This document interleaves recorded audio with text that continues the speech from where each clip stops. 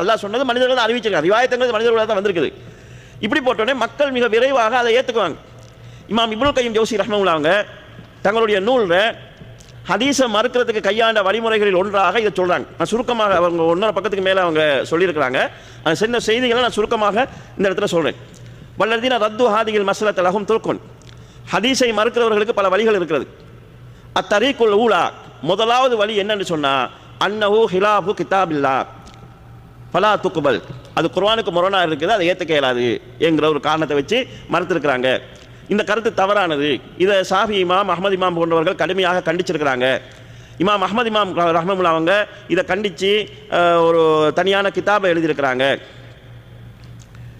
இந்த அதாவது குர்ஆனுடைய வெளிப்படையான கருத்துக்கு முரணாக இருக்குதுங்கிற காரணத்தை சொல்லி ஹதீஸை மறுப்பதுங்கிறது வழிகேட்டை உண்டாக்கும். குர்ஆனையும் சுன்னாவையும் பொறுத்தளவில் 3 படித்தரங்கள் இருக்கும். சுன்னாவை பொறுத்தளவில் குர்ஆனில் வந்ததையே திருப்பி சொல்லதாகவும் இருக்கும். தொழுங்கன்னு அல்லாஹ் குர்ஆனையும் சொல்லியிருக்கிறான், ரசூலுல்லாஹ் ஹதீஸ்லையும் சொல்லியிருக்காங்க. ரெண்டுலையுமே ஒரே செய்தியை சொல்லப்பட்டிருக்கும். அடுத்ததாக ரெண்டாவது என்னென்னு சொல்லி சொன்னால் குர்ஆனில் சொல்லப்பட்டதுக்கு ஹதீஸ் மேலதிக விளக்கம் சொல்லும், அதை விபரித்து சொல்லும். மூன்றாவது என்னென்னா குர்ஆனில் இல்லாத சட்டங்களையும் ஹதீஸ்கள் சொல்லும் என்று சொல்லி அந்த காலத்தில் ஹதீஸ்களை இந்த காரணத்தை சொல்லி மருத்துவங்களுக்கு சில உதாரணங்களை சொல்கிறாங்க. இந்த கொள்கையை எடுத்துக்கொண்டால் எல்லாருமே அவரவருக்கு பிடிக்காத ஹதீஸ்களை இந்த குர்ஆனுக்கு முரணாக இருக்குது, அந்த வசனத்துக்கு முரணாக இருக்குதுன்னு நிராகரிச்சுட்டே இருப்பாங்க. அப்படி நிராகரித்து கொண்டு போனால் நிறைய ஹதீஸ்களை நாங்கள் இழக்க வேண்டி ஏற்படும் என்று சொல்லிட்டு உதாரணமாக ஷியாக்கள் ஒரு ஹதீஸை மறுக்கிறாங்க. என்ன ஹதீஸ்? நாங்கள் நபிமார்கள் எங்களுடைய சொத்துக்கள் வாரிசாக வராசத்தாக பிரிக்கப்படாது, பிள்ளைகளுக்கு பங்கு வைக்கப்பட மாட்டுச்சு என்று ரசூலுல்லாஹ் சொல்லியிருக்கிறாங்க. இந்த ஹதீஸை ஷியாக்கள் மறுக்கிறாங்க. எதை வச்சு மறுக்கிறாங்க? யூசிக்குமுல்லாஹு ஃபி அவுலாதிக்கும், உங்களுடைய குழந்தைகள் விஷயத்தில் ஆணுக்கு கொடுப்பதை போல பெண்ணுக்கு கொடுப்பதை போல 2 மடங்கு ஆணுக்கு கொடுக்குமாறு அல்லாஹ் வசியத்து செய்கிறான். அப்போ நபிமார்களுடைய பிள்ளைகளும் குழந்தைகள் தானே, குழந்தைகளுக்கு சொத்து கொடுக்குமாறு அல்லாஹ் சொல்கிறான். இந்த ஹதீஸ் ரசூல் நபியோட பிள்ளைக்கு சொத்து இல்லைன்னு சொல்லுதோ, எனவே இந்த ஹதீஸ் கிடையாது, இது பொய்யான செய்தி. குர்ஆன் சொல்லி தான் சொல்கிறாங்க. அப்போ குர்ஆன் பொதுவாக குழந்தைகளுக்கு சொத்து கொடுக்கணும்னு சொல்லுது. ஹதீஸ் சிலரை விதிவிலக்காக்கியிருக்கு. நபிமாருடைய பிள்ளைகளுக்கு சொத்துல பங்கு இல்லை. பாப்பா முஸ்லீமாக இருந்து மகன் காபிலா இருந்தால் சொத்துல பங்கு இல்லை.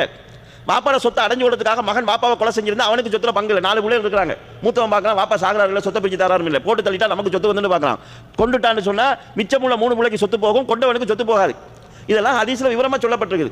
இது குர்ஆனுக்கு முரண் இல்லை. குர்ஆனில் சொல்லப்பட்டதை விதிவிலக்கு அளித்து சொல்லுது. குர்ஆனில் சொல்லப்பட்ட பொதுச் சட்டத்துக்கு இது விதிவிலக்கானதாக இருக்குது. இதே போல் ஜஹமியாக்களை பொறுத்தளவு நிறைய குர்ஆன் வசனங்களை நிறைய ஹதீஸ்களை மறுத்தாங்க. உதாரணமாக லா துத்ரிகுல் அப்சார், பார்வைகள் அவனை அடையாதுன்னு அல்லாஹ் குர்ஆனில் சொல்கிறான். அல்லாஹ்வை யாரும் பார்க்கலான்னு அல்லாஹ் குர்ஆனில் சொல்கிறான். மறுமை நாளில் மூமின்கள் அல்லாஹ்வை பூர்ண சந்திரனை பார்ப்பது போல பார்ப்பாங்க நிறைய ஹதீஸ் வருது. அத்தனை ஹதீஸையும் அவங்க மறுத்தாங்க. குர்ஆனில் அல்லாஹ் பார்க்க முடியாதுன்னு சொல்கிறான், ஹதீஸ் பார்க்கலான்னு சொல்லுதோ, எனவே இந்த ஹதீஸ்களை ஏற்றுக்கொள்ள முடியாதுன்னு சொன்னாங்க. அல்லாஹ் பார்க்க முடியாதுன்னு சொல்கிறது உலகத்தோட சம்மந்தப்பட்டது. ரசூல் ஸல்லல்லாஹு பார்ப்பாங்கன்னு சொல்றது மறுமை நாளோட சம்மந்தப்பட்டது. அப்போ 2 ஒன்றுக்கு முரணானதில்லை. பார்க்க முடியாதுங்கிறது உலகத்தோட சம்மந்தப்பட்டது, பார்க்கலாம்ங்கிறது மறுமையோட சம்மந்தப்பட்டது. இவங்க என்ன செய்யறாங்கன்னா பார்க்க முடியாதுங்கிறது பொதுவான ஒரு செய்தியை எடுத்துக்கொண்டு ஹதீஸுக்கு மரியாதை கொடுக்காதனால இந்த பிரச்சனை வருது. இதையும் ஏற்றுக்கொள்றதுக்கு சேர்த்து முடிவெடுக்கலாம். இதே போல ஏற்கனவே நான் சொன்னது போல மூத்தசிலாக்களும் ஹவாரிஜிகளும் நரகத்துக்கு போறவங்க நிரந்தரமாக நரகத்துக்கு இருப்பாங்கன்னு சொன்னாங்க. எனவே அவங்க என்ன செஞ்சாங்கன்னா ஷஃபாத் சம்பந்தமாக வரக்கூடிய ஹதீஸ்களை நிராகரிச்சாங்க. ஷஃபாத்தின் மூலமாக மக்கள் சொர்க்கத்துக்கு போவாங்க, நரகத்துக்கு வந்தவங்க. எனவே ஷஃபாத் சம்பந்தமான ஹதீஸ்களை எல்லாம் நிராகரித்தாங்க. இப்படி இன்றைக்கு சில பேர் வேட்டை மிருகங்கள் புலி, சிங்கம், கரடி இவைகளையும் சாப்பிடலான்னு சொல்கிறாங்க. அதுக்கு என்ன ஆதாரம் சொல்கிறாங்கன்னா, எனக்கு ஹராமாக்கப்பட்டது வஹி மூலமாக எனக்கு ஹராமாக்கப்பட்டதில் இவற்றைத்தான் நான் காண்கிறேன் என்று குர்ஆனில் இது செத்தவைகள், பன்றி, இந்த இதுகள் வருது. அதில் இந்த கரடி, புலி, சிங்கம் எல்லாம் இல்லை. எனவே இதெல்லாம் ஹராம்னு சொல்லலாம். நாய் கூட சாப்பிடலாம் என்று சொல்லக்கூடிய அறிஞர்கள் இருக்கிறாங்க, எகிப்தில் இருக்கிறாங்க. இந்த வசனத்தை வச்சு நாய் ஹராம்ங்கிறதுக்கு நேரடியாக ஆதாரம் இல்லை, ஹதீஸ்னு வருது.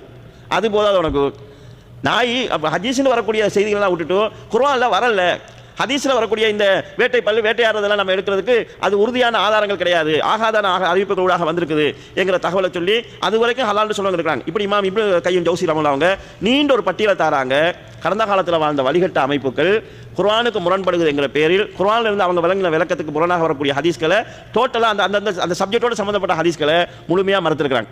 இதில் நான் என்ன சொல்ல வருகிறேன்னு சொல்லி சொன்னால், சஹீஹான ஹதீஸ்கள் குர்ஆனுடைய வெளிப்படையான கருத்துக்கு முரண்படுகிறது என்ற காரணத்தை சொல்லி அதை மறுப்பது என்கிறது ஜஹமியாக்கள், ஷியாக்கள், முஅ்தஸிலாக்கள், ஹவாரிஜிகள் போன்ற கடந்த காலத்தில் வாழ்ந்த எல்லா வழிகட்ட அமைப்புகளிடம் இருந்த கொள்கை.